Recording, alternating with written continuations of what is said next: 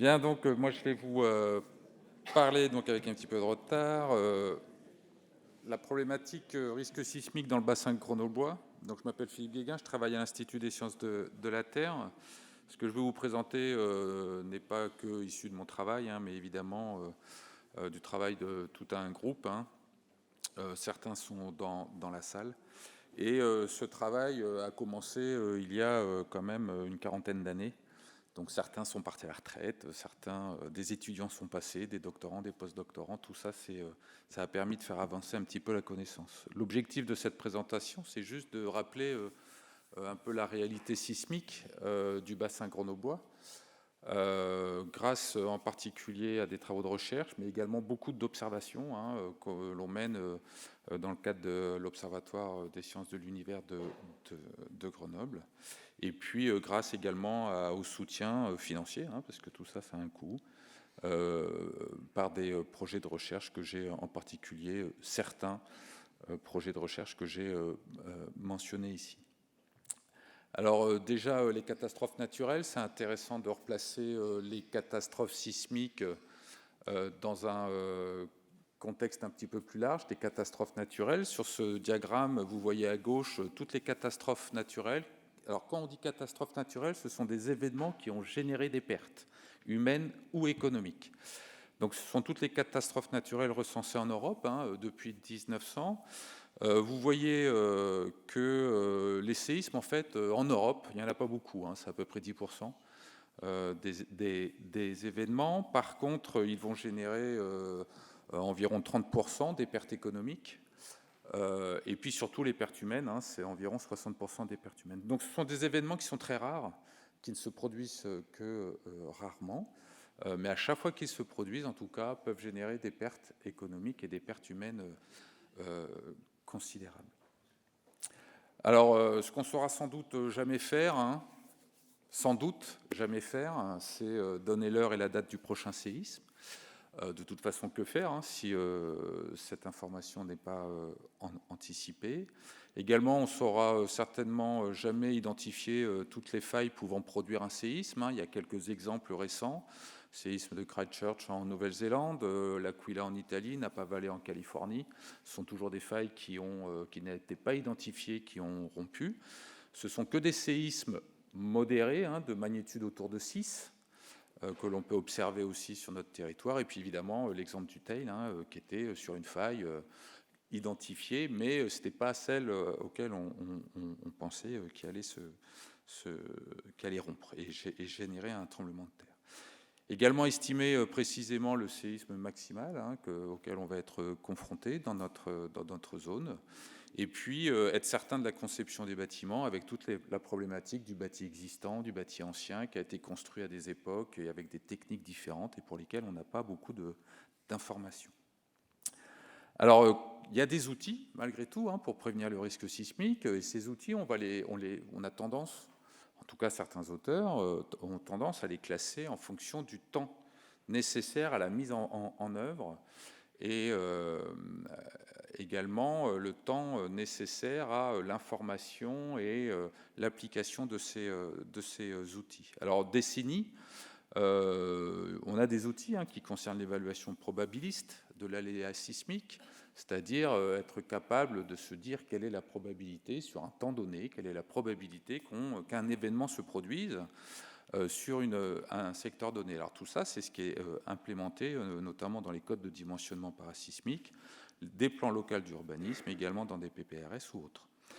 Quelques années, c'est tout ce qui concerne l'information et l'éducation. Il y a des grosses études internationales qui ont été menées, notamment suite aux cadres internationaux de prévention et de réduction des conséquences des catastrophes naturelles. On est dans un cadre international qui est le cadre de Sendai actuellement, mais il y en a eu d'autres avant.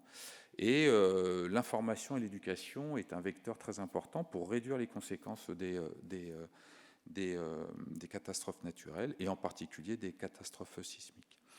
Mois à heure, la prédiction de l'heure et du lieu origine du prochain séisme, donc ça, pour l'instant, c'est pas possible et pas dans un futur proche. Et puis il y a d'autres méthodes qui permettent aussi de faire de ce qu'on appelle de l'alerte précoce en jouant sur le ratio entre la vitesse des ondes qui se propagent dans la croûte et la distance à la zone exposée du tremblement de terre. Et il y a des méthodes, des techniques qui ont été mises en œuvre pour alerter quelques secondes ou quelques minutes avant l'arrivée des ondes sismiques. Alors nous, sur Grenoble, on a travaillé essentiellement sur 2 volets qui concernent l'évaluation probabiliste de l'aléa sismique, c'est-à-dire connaître les tremblements de terre, savoir où ils se produisent, avec quelle magnitude et quelle occurrence, et puis également pas mal de choses sur information et éducation, et je vais vous présenter un petit peu les travaux et la connaissance qu'on a sur ces différents volets. Quand on traite du risque sismique, on va être amené à se poser des questions, savoir pourquoi se produisent les tremblements de terre, c'est-à-dire qu'est-ce qui provoque, quel est le mécanisme, le moteur de ces tremblements de terre. Et ça va être un lien très fort avec tout ce qui concerne la géologie, la tectonique et autres. Je reviendrai dessus. La deuxième chose, c'est sommes-nous exposés à ces tremblements de terre, c'est-à-dire où se produisent-ils ? Quel est le séisme contre lequel on va vouloir se protéger ? On est dans une zone sismique. Quel va être le séisme qu'on va considérer pour se protéger ? Quelle magnitude ? Et puis, quand va se produire ce prochain séisme ? Et puis également, à quel niveau de risque sommes-nous exposés ? C'est-à-dire, quelles vibrations du sol vont être générées par ces tremblements de terre, puisqu'on va vouloir se protéger contre les vibrations, pas contre les séismes. Et puis, quelles conséquences sont attendues ? Pour mettre en place des stratégies, il faut avoir une idée aussi des conséquences auxquelles on peut s'attendre. Et l'expérience du TEIL, pour ça, est vraiment intéressant, puisqu'on arrive à se représenter ces conséquences. Alors, la première question, pourquoi se produisent les tremblements de terre ? Bon, c'est assez simple. Maintenant, on est assez au fait de l'existence de cette tectonique des plaques, sans trop rentrer dans le détail, ces plaques qui bougent les unes par rapport aux autres. Et puis, ce qui est intéressant, c'est qu'en 68, il y a eu un papier référence qui est sorti dans la littérature scientifique de Isaacs et de Oliver, qui s'intitulait Sismologie et la nouvelle tectonique des plaques.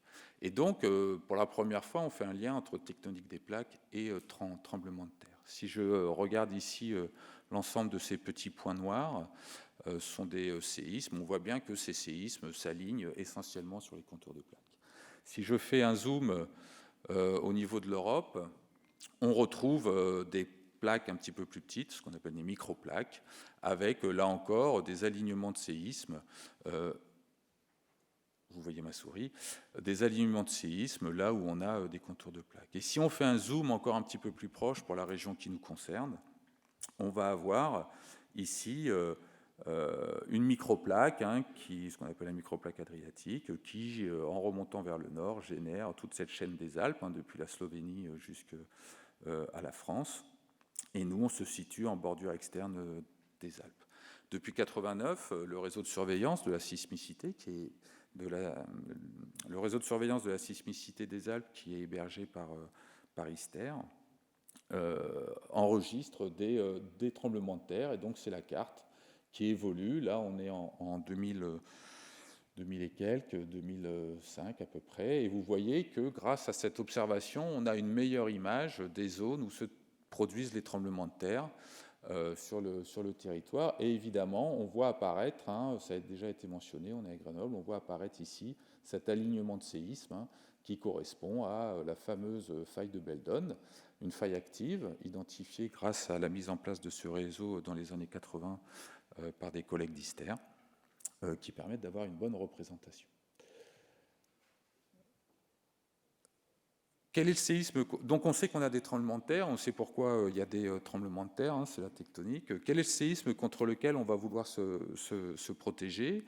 Alors pour ça, on va utiliser la magnitude que vous connaissez, magnitude qui a été établie par Richter en 1935, qui était une façon de classer les séismes les uns par rapport aux autres. Depuis, il y a d'autres échelles qui ont été proposées.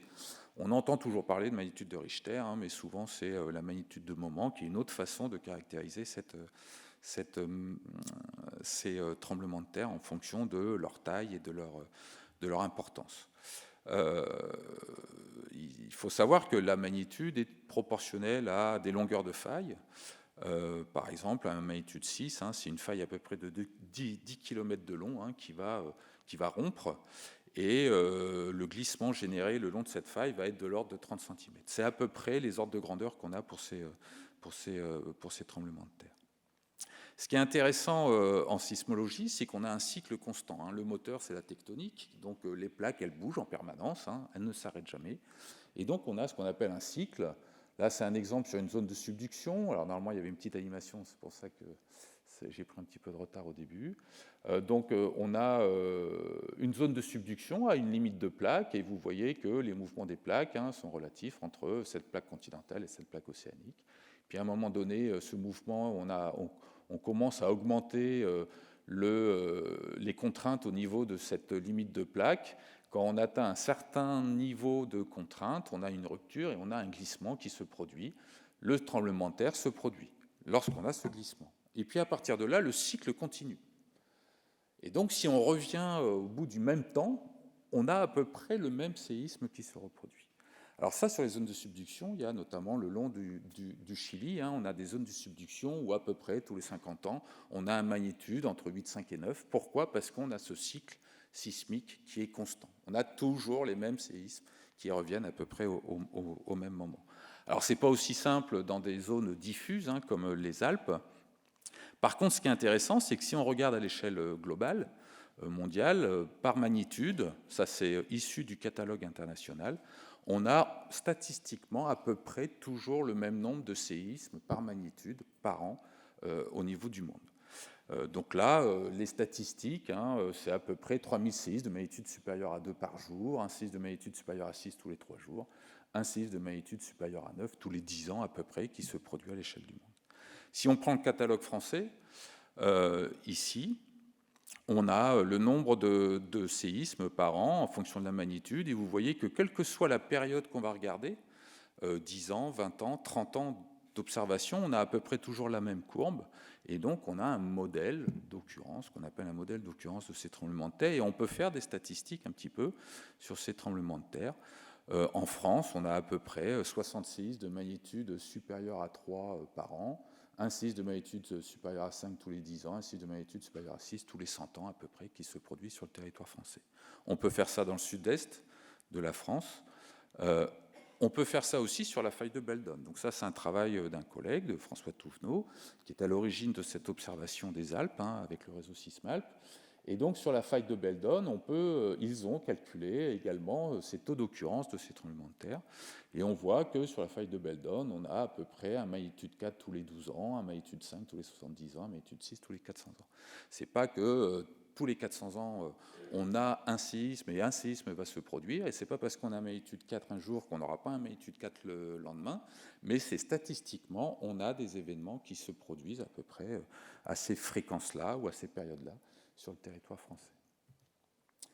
Alors cette façon de traiter les séismes, hein, est à l'origine de la carte réglementaire, hein, du territoire français, où la réglementation française dit pour le bâti courant, on va considérer une probabilité de 10% qu'un séisme caractéristique du secteur se produit sur 50 ans. 50 ans, c'est la durée de vie moyenne d'un ouvrage qui a été considéré. Ça nous fait des séismes de période de retour de 475 ans. Évidemment, cette carte ne correspond pas au séisme et aux magnitudes, mais bien au mouvement du sol contre lequel on va vouloir se protéger. Donc une fois qu'on sait où se produisent les tremblements de terre, quelles vont être l'occurrence de ces tremblements de terre, il faut essayer d'estimer quelles vont être les ondes et le mouvement du sol que vont générer ces tremblements de terre. Et là, ça devient un peu plus compliqué, notamment sur la zone grenobloise, on en a déjà parlé, parce qu'il y a des phénomènes très particuliers dans la cuvette grenobloise. Ici, c'est un exemple d'un... Pardon. C'est l'exemple d'un séisme, hein, qui s'est produit en 2012 vers Barcelonnette. Ce qui est intéressant, c'est que ce séisme était situé à 100 km de Grenoble et 100 km de Nice. Et vous voyez la carte des intensités, hein, on voit que ce séisme a été beaucoup plus ressenti dans le sud que dans le nord. Donc il y a des phénomènes au niveau de la génération, au niveau de la rupture, ici, hein, qui peuvent expliquer cette dissymétrie des effets du tremblement de terre. Il y a également les ondes, comment elles se propagent dans la croûte terrestre, qui peuvent être différents. Et puis on voit ici, tous ces points, c'est le mouvement du sol, des valeurs de mouvement du sol, l'accélération du mouvement du sol, enregistrées par des stations de surveillance, notamment 10 stations qui sont dans Grenoble. Il y en a une qui n'est pas très loin d'ici, au musée dauphinois. Il y en a une autre au cimetière Saint-Roch. Voilà, on en a un petit peu sur toute la cuvette. Et vous voyez que le mouvement du sol, même à Grenoble, situé donc à 100 km, toutes ces stations qui sont situées à 100 km, on a une très grande variabilité du mouvement du sol.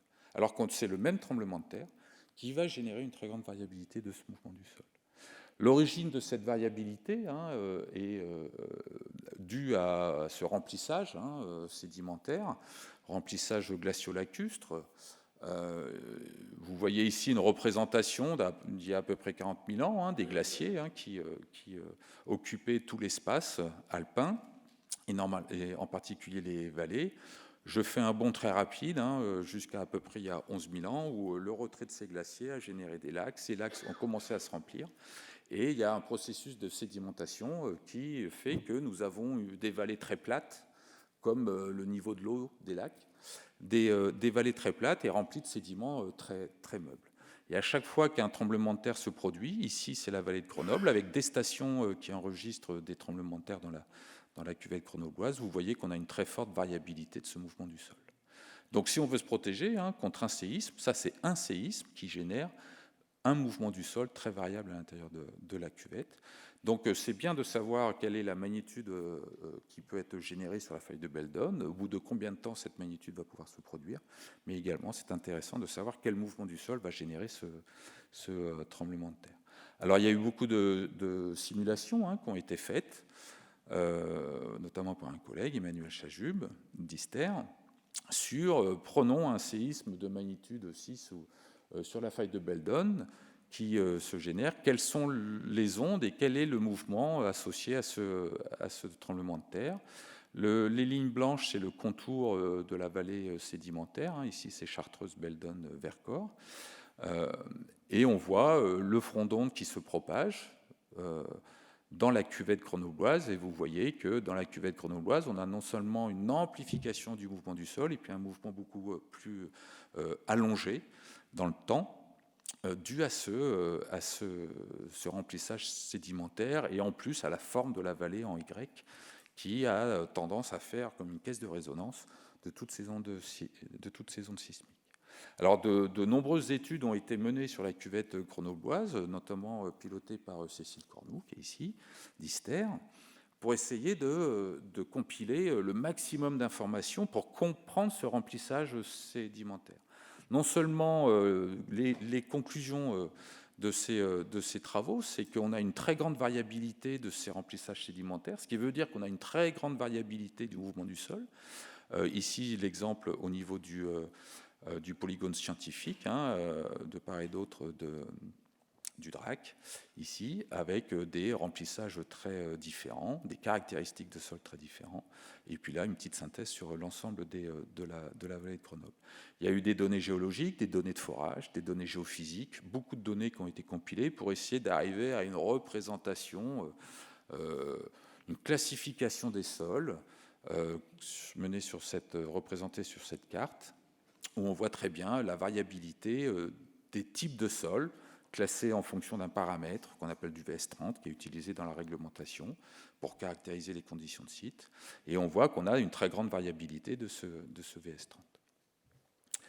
Évidemment, une fois qu'on a ce mouvement du sol, on va pouvoir essayer d'évaluer les conséquences économiques, les conséquences humaines.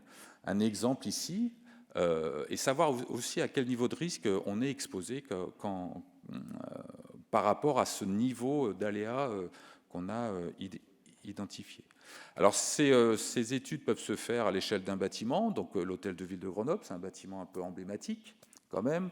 Pour rappel, il y a le PCS qui se trouve au 2e étage, au 3e étage, là où c'est tout rouge ici, dans la simulation. Petit exemple. Non, juste pour rappeler que c'est une collaboration qu'on a avec la ville de Grenoble. Hein. Le bâtiment est instrumenté depuis une vingtaine d'années par des stations. On enregistre en permanent, on suit l'évolution des paramètres. À chaque fois qu'il y a des paramètres de vibration hein, de la tour, à chaque fois qu'il y a un séisme, on essaye d'évaluer si des choses se sont produites à l'intérieur de ce bâtiment. On peut faire des analyses très sophistiquées, on enregistre le tremblement de terre, et ça, c'est une étude qui avait été faite pour un magnitude 5,5 à 15 km. Alors, 15 km, c'est la faille de Beldon. Magnitude 5,5 à 15 km de Grenoble, pour essayer de voir comment se comporterait cette tour. Alors ça, ce sont des études qui sont très coûteuses, hein. C'est la modélisation numérique, éléments finis, très sophistiqués, avec beaucoup d'informations, beaucoup d'hypothèses aussi, sur notamment les propriétés et la conception de cet hôtel de ville. Hein. Vous allez aux archives municipales, toutes les informations n'y sont pas, donc très difficile de reconstruire un modèle qui soit le plus précis possible. Donc il y a quelques hypothèses, mais en tout cas, on voit apparaître des zones où il y aurait de l'endommagement, pas l'effondrement total, hein, mais de l'endommagement au niveau de ce bâtiment. On peut aussi travailler à l'échelle de la ville. Alors pourquoi s'intéresser à l'échelle de la ville? Parce que, ça a été dit, je ne sais plus par qui ce matin, on a toujours à peu près le même nombre de séismes par an, hein, si on fait une approximation du fait de cette tectonique. Par contre, ce qui a changé depuis maintenant pas mal d'années, hein, presque un siècle, hein, c'est l'évolution des centres urbains et en particulier l'augmentation de la concentration des biens et des personnes, notamment dans des zones très stratégiques. La ville de Grenoble est la première ville du département. La deuxième ville, ça doit être Saint-Martin-d'Hères. La troisième ville, c'est Échirolles. Donc vous avez une concentration quand même des centres urbains stratégiques à l'échelle du département et voire à l'échelle de la région, qui fait que ce sont des zones très exposées et on le constate partout. On le constate partout. Ici, c'est l'augmentation de la population avec l'augmentation des catastrophes sismiques à l'échelle du monde, et on voit qu'il y a une très forte corrélation. Donc pour évaluer ce niveau de risque, hein, on est obligé, et donc ce niveau de risque, on va le traduire sous forme de conséquences humaines et économiques. Hein. On va être obligé d'avoir une évaluation à l'échelle de l'agglomération, de la qualité de la construction et quels seraient les dommages si un séisme se produisait sur le territoire. Pour ça, on utilise une échelle de vulnérabilité, hein, le MS98, c'est un standard européen et qui est devenu maintenant international, où on a, en fonction des types de construction, on a des vulnérabilités, la vulnérabilité A étant la plus vulnérable, la vulnérabilité E, voire F, étant la moins vulnérable. Alors, pas de surprise, hein, les bâtiments en maçonnerie sont les plus vulnérables, en béton un peu moins, en acier, en bois encore moins. Et puis, pour une intensité, on peut simuler des dommages, on peut se représenter le niveau de dommage en fonction de la vulnérabilité de ces bâtiments. Donc, sur Grenoble, il y a eu un projet, notamment financé par la Fondation Maïf, hein, qui a permis de caractériser l'ensemble de cette vulnérabilité, les bâtiments de classe A, ça c'est la proportion entre les différents bâtiments. Évidemment, on retrouve l'expansion de la ville, hein, avec le centre historique, les quartiers de l'expansion, les grands boulevards, et puis les derniers quartiers périphériques qui ont été construits en béton un petit peu plus tard. Et donc, on a une représentation de ces classes de vulnérabilité sur l'ensemble du territoire grenoblois intramuros. Et à partir de là, on peut simuler hein, sur la base de méthodes statistiques, probabilistes, quel serait, si un séisme se produisait, quel serait le nombre de victimes, ou quelle serait la probabilité d'observer des dommages légers aux constructions, l'effondrement des bâtiments, voire de la mortalité individuelle. Alors pourquoi mortalité individuelle? Parce que ça permet de comparer avec des événements domestiques, hein, comme les accidents de la route ou d'autres risques de perte de vie. Donc sur Grenoble, on avait estimé hein, une mortalité, une probabilité individuelle de mourir entre 10,7 et 10,6 ou 10,6 et 10,5 dans certains quartiers. En comparaison, à l'époque où on a fait cette étude en 2008, hein, la mortalité annuelle sur la route était de 7,10,5. Donc on est dans un ordre de grandeur qui est à peu près comparable dans certains secteurs de la ville. On a pu aussi travailler à l'échelle nationale en considérant l'aléa sismique, en ayant caractérisé l'ensemble de cette vulnérabilité à l'échelle d'îlots, ce qu'on appelle des îlots iris. Et là, on estime les pertes économiques estimées en fonction du pourcentage par rapport à la valeur du bien communal. Donc sur Grenoble, on avait comparé différentes villes avec différents types d'événements, c'est-à-dire caractérisés par différentes périodes de retour. Sur Grenoble, on aurait un séisme un peu comparable à un séisme réglementaire, même si ce terme est un peu galvaudé, n'est pas tout à fait exact. On aurait à peu près 12,3% de perte de la valeur du bien patrimonial, hein, des constructions sur Grenoble. Sur Nice, ça serait à peu près le même montant. Juste pour rappeler que Grenoble et Nice, hein, on parle souvent de Nice quand même, mais Grenoble et Nice, ce sont deux villes qui ont le même niveau de risque et d'aléas sismiques, et on observe les mêmes conséquences sur ces deux territoires. Enfin, juste pour terminer, on a récemment engagé également une évaluation, une modélisation de la responsabilité en cas de tremblement de terre, la responsabilité en particulier des élus. C'est un travail de recherche, hein, je tiens à le préciser, où on a essayé en fonction du préjudice, c'est-à-dire le nombre de victimes, le nombre de pertes économiques, de modéliser les conséquences juridiques. Alors pourquoi est-ce qu'on est arrivé à ce travail ? Premièrement, la tempête Xynthia, hein, qui a vu le service de l'État, le maire, la commune être poursuivis et condamnés. Et puis le séisme de l'Aquila en Italie, où pour la première fois des sismologues ont été poursuivis, relaxés, mais en tout cas poursuivis, suite à ce tremblement de terre. Donc il y a eu un gros travail d'analyse de jurisprudence, d'analyse de caractérisation des sinistres suivant un référentiel qui est utilisé dans l'administration pour l'amélioration continue de la qualité. On n'a pas voulu s'éloigner, hein. Et puis avec des solutions possibles en essayant de modéliser une commune active ou une commune plutôt passive, voir un petit peu quelles seraient les conséquences. Donc pour ça, on a simulé 3 séismes de scénarios, hein, magnitude 5,5 à 5 km sur la faille de Beldon, à 7 km dans le sud, ici, et puis le séisme de Corançon, en gros, de 5,5 à 7 km à peu près.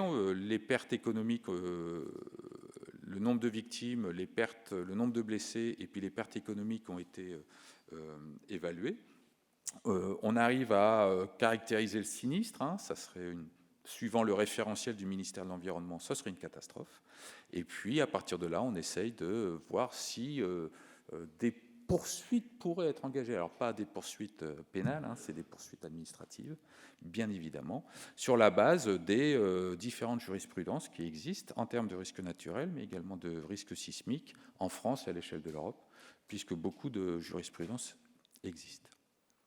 Donc, en conclusion, Grenoble est une zone sismique modérée, hein, on n'est pas en Californie ni au Japon.